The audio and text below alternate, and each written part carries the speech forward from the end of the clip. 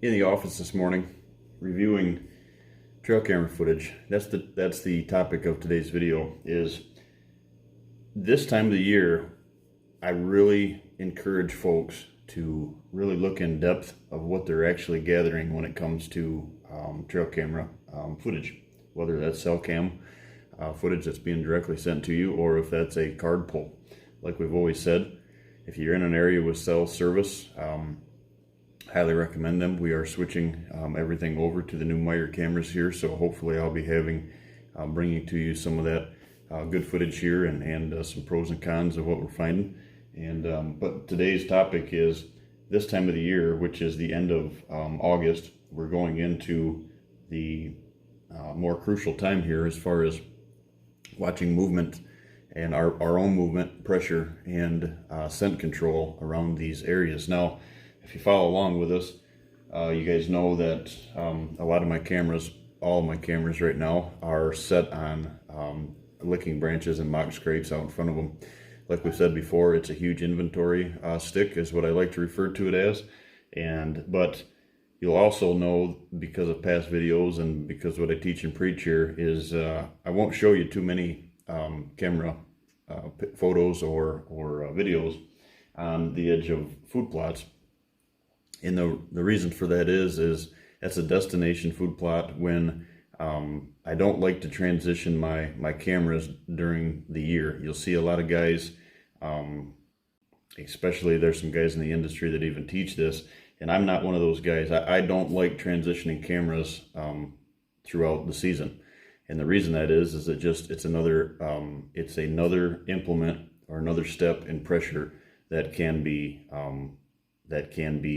detrimental to a small parcel. And it's just I think it's a step that doesn't need to happen if you're handling your preseason stuff correctly. Now, just like this video here, hopefully you can see it from the distance there, but just like this video here, we're going to play this, and what you're gaining from this footage is, first of all, we'll stop it here. First of all, what you're looking at, to me, what I always look at, is I'm looking at the direction of travel. I'm just not here to get beautiful pictures. We all like them pictures of those big rack bucks, but to me, it's an educational tool. That's what they were brought to the industry for, and that's what they've grown away from, if you will.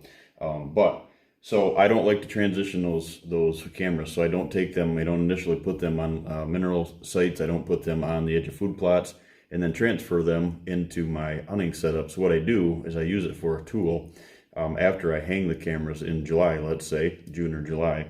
I put those cameras on my inventory sticks or on my mock scrapes for a reason, because I want to know how those deer are patterning, if they're using it, when they're using it. Now, we all know that summer movements aren't fall movements, but what happens is if those, especially the mature deer, you might not get a picture of a mature deer time after time in the summer months at your stand location, because he's obviously off eating the neighbor's corn and beans, and that's fine, like we've talked.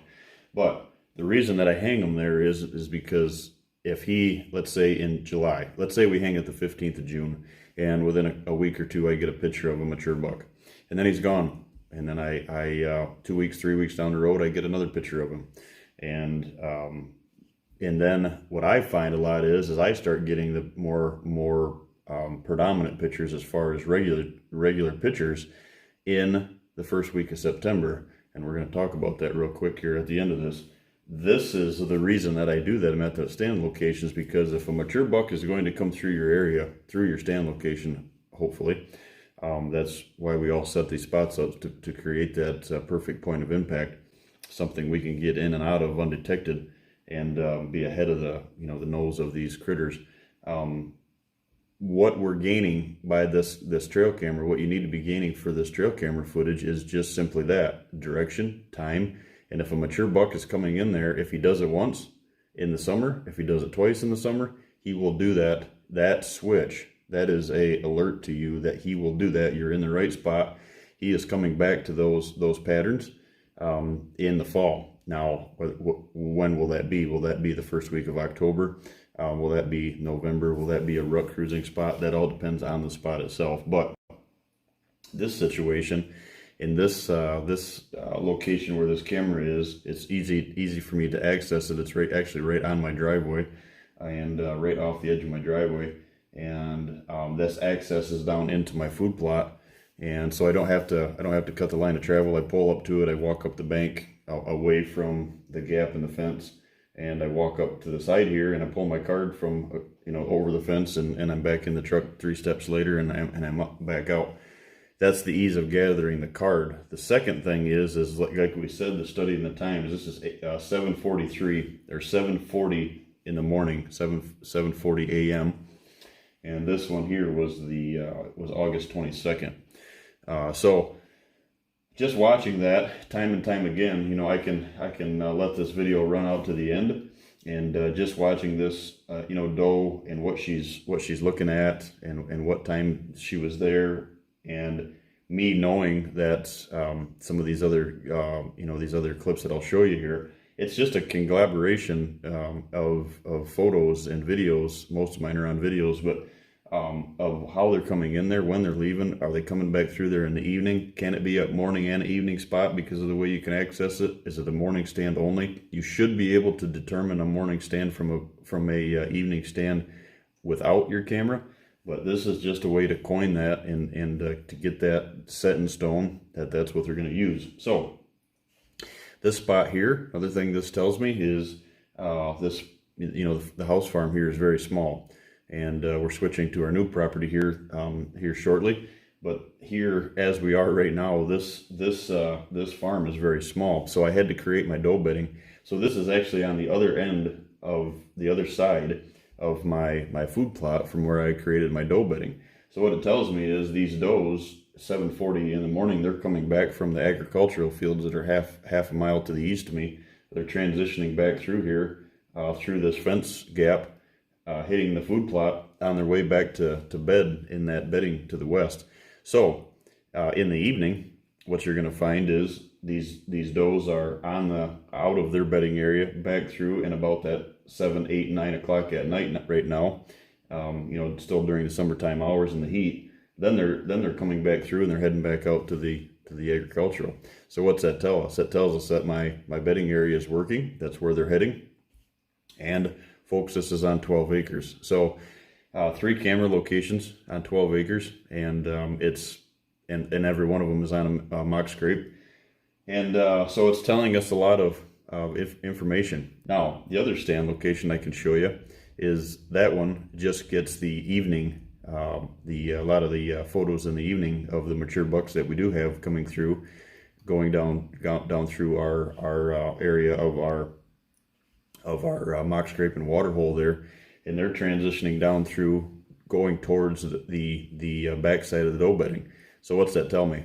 That camera doesn't have a bunch of does on it like this camera has, and that's 200 yards from this location, and it doesn't have a lot of those doe pictures and videos on there. So what's that tell me? That tells me that stand is where I want to be come fall, especially during the rut, because I'm behind the doe bedding. And those bucks are already using that summer location, transitioning down into that doe bedding, and figuring out what's in there, figuring out how to get in and out of that location.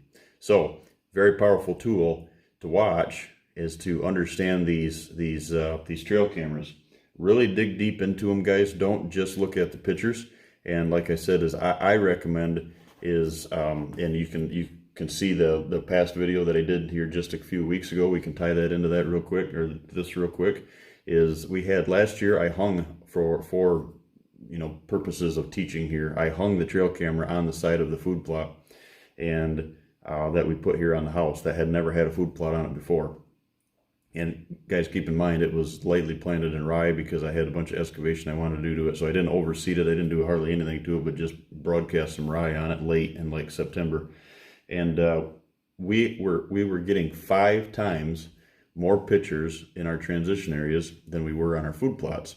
So then at the end of the year, we kept that going, where it actually became more of a destination feed location at a plot, because obviously the rest of the ag was gone, and they were using that location as a determined food plot, and it still continued on. From my research, what I've shown through my numbers, it was about 5 times more pictures I was getting on my licking branches and in front of my stand locations. So what that tells you is that that's a very powerful way to determine stand location if you're in the right spot, and making sure that these are all things that you can take from last year's information, gauge it on this year, tweak the stand early season, June and July, make sure that that's prepped and in the right spot. Even if you're not hanging the tree stand there until that August or September time, it's there. You can move and manipulate that mock scrape if you have to, because of your trail cameras. Now, if we just had that trail camera out on the edge of a food plot, and we're taking beautiful pictures of mature bucks out on the edge of the food plot, obviously our cameras that were set up in our transition areas should be determining and should be showing us that they're already going out there. That should be a no-brainer. If your food plots are doing what they're supposed to be doing, you should know that the deer are transitioning to that destination feed location, as corn and beans, whatever the case is, but they should be heading towards your destination feed locations, food plots. So to get pictures of them late in the, I guess if you wanted to do it early in the year, if you have summer plots, but I don't plant summer plots. So to me, that's the reason I don't hang trail cameras on. One of the reasons I don't hang trail cameras on them, because I don't plant summer plots. I don't, the deer aren't there for that reason in the summer. And it's not a spot for me to get a bunch of, green food plot pictures of bucks that I don't know how they got there. How did they get there? Where did they come from? This sounds real goofy, but I'm going to be honest with you, is probably 90% of the parcels that I'm on throughout the year, and we'll hit 60, mid 60s right now is our plan this year, as far as being on properties analysis packages being done and completed, and we'll hit the mid 60s this year. And guys, like I said, it sounds kind of goofy, but on small parcels, what's happening is probably 90%, 95, 98% of these small parcels are, when I go on them, their trail cameras are on food plots. One reason is because a lot of folks are still hunting their food plots, so they're out in front of their tree stands. And the second reason is, even if they're not hunting their food plots, their cameras are on the food plots. And what I try to educate, and what the message I'm bringing to you here, is that information is your end piece of the goal. Now, if you're going to do that, and if you have a cell camera, if you have service and you don't have to go in and out of that food plot, then hang a camera on it. But what I'm here to tell you is you have to have trail cameras in other situations like this that you can click on. You can bring a video up just such as this. You can click on this and you can gather the information, why they're there, when the does were there, what they're doing, what direction they're coming from. These does were here at 7:39. The other video that I showed you, they were there at 7:40 in the morning. Now they're here at 7:39 in the evening, going the opposite way as they were in the morning. So if I had this camera set on the food plot, I wouldn't know how. I mean, if it's a smaller food plot, obviously, bear with me here. You can obviously see a long distance in the back of the cameras, and I get that. But you're not collecting the knowledge in what this camera world is really here to give you. If you, such as you do, if you would have these cameras hanging in these transition areas over these mock scrapes and licking branches, that is a powerful tool, powerful piece of the puzzle that's being overlooked. So take this one into consideration. Here this morning, going over some footage and checking to see, if those bucks, those summer bucks that we've had coming through our transition areas are back. And one was, and we're going to be. My son is still young enough to be doing the youth hunt, so that's coming up here. Michigan's youth hunt is early this year, the 12th and the 13th. And there's a couple of these 3 and 4 year old bucks that we've got on our home farm here, and a couple of our leases and out on public ground that are in trouble, because now not only is my son still doing that, is able to do that in the youth hunt, as my nephew is pretty adamant, is crawling into the to the tapping into the world of hunting as well. So this right here is your powerful tool. Gain this knowledge. If you're doing it right, these you should have, if you have one on your food plots, you should also be backing them in front of your stand locations, in your transition areas, off from your destination feed locations. You should have a multiple camera setup, not just a one camera on one food plot. And like I said, it sounds goofy, and I'll hit on this real quick here before we end this video, is 95-98% of the parcels that I'm on small parcels every year have one camera, a couple cameras, and they're all on the food plots. And you're not gaining the knowledge that you could be gaining by having these cameras in transition areas and really benefiting your hunt. So to get the best bang for your buck, if you will, no pun intended, for the 2020 season, really put some thought into that.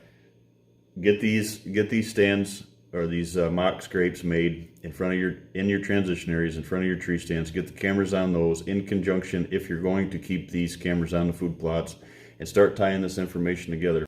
Today's video is this, guys. Make sure that your cameras are not only on the edge of these food plots. Make sure you're gathering the right information. You're really studying the line of these line of travel, these movement from these critters, how they're getting in there, how they're transitioning by, what time they're there, how they're acting around that. Are they coming in and they're spooked? Are they coming in with their with their guard up? All kinds of information you can gather here. But if you're just looking at big beautiful food plot pictures, you're not gathering all the information that you could be out of a transition area picture instead of a food plot picture. So if you guys got any questions on that one, I feel pretty strongly about this topic, and feel free to reach out and comment. This is one of them that can be the missing link, can tie your success on any parcel, but especially on small parcels, especially in high pressured states. If you read these, and you don't read into them, but you read the information that they're giving you, it can be a very, very powerful tool. Thanks, guys.